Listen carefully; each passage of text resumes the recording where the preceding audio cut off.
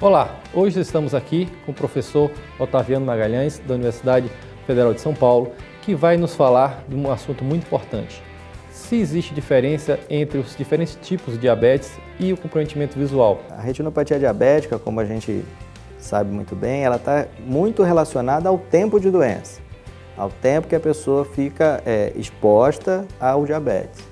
Como o diabetes tipo 1 é uma doença que acometem crianças, jovens, adolescentes, e ele começa nessa fase, a chance dele ter ao longo da vida a retinopatia da sua forma mais agressiva, avançada, com realmente muitas sequelas visuais é maior.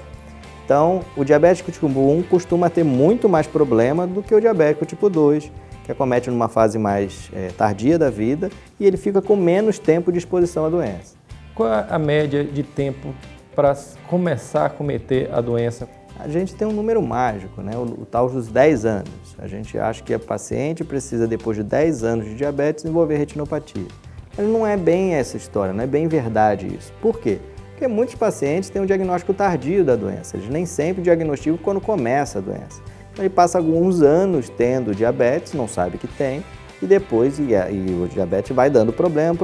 Então, é muito comum a gente ver um paciente que recém-diagnosticou diabetes e ter retinopatia diabética. Isso é extremamente comum na nossa prática. Então, essa regra não funciona tão bem, mas o mais importante de tudo isso é sempre acompanhar com o oftalmologista, sempre fazer as consultas periódicas. Por quê? Porque o diagnóstico precoce de todas as implicações do diabetes na retina dão resultados muito melhores do que tratamentos tardios. Se você pega um caso inicial, bem tratado, dificilmente evolui para cegueira. Se você pega o paciente em estágio terminal, por mais que você faça, o paciente vai evoluir para cegueira. Qual é o tratamento mais indicado? Só laser, só medicações, como que nós chamamos de antiangiogênicos, cirurgia? Na verdade, o tratamento é muito específico para cada paciente. Tudo isso que você falou muito bem, Jorge, são nossas ferramentas para poder resolver o problema. Não é tão fácil assim dizer, a gente vai fazer uma injeção, a gente vai fazer uma cirurgia. Depende de cada caso. Os casos da doença que mais preocupa, que é a retinopatia diabética proliferativa, então o diabetes é uma doença dos vasos sanguíneos. O vaso sanguíneo é um cano que passa sangue dentro. E um cano, quando dá problema, só pode ter dois problemas. Ou dá entupimento ou dá vazamento. Não é isso que dá no cano com problema? A doença do entupimento é a doença que mais nos preocupa, que é a doença que pode levar à perda total da visão. Os vasos sanguíneos vão entupindo ao longo dos anos. Entope o vaso, não chega sangue para a retina, não chegando sangue para a retina tenta resolver o problema, faz vasos sanguíneos anormais que sangram, puxam e descolam a retina. Para esses casos, laser funciona muito bem no determinado ponto da evolução. Depois, cirurgia pode ser necessária, porque o descolamento, principalmente em casos de descolamento.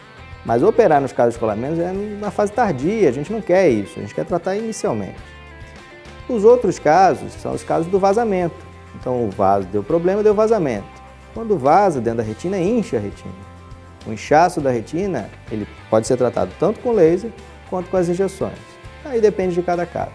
Doutor Otaviano, muito obrigado. Queria lembrar vocês, como ele disse, que todo paciente diabético tem que procurar regularmente o seu oftalmologista, principalmente o especialista chamado retinólogo, a partir do momento que ele tem o diagnóstico e daí em diante acompanhar, que é o melhor método de você evitar e prevenir você perda de visão ou chegar aos casos extremos, que é a cegueira. Muito obrigado. Obrigado, Jorge.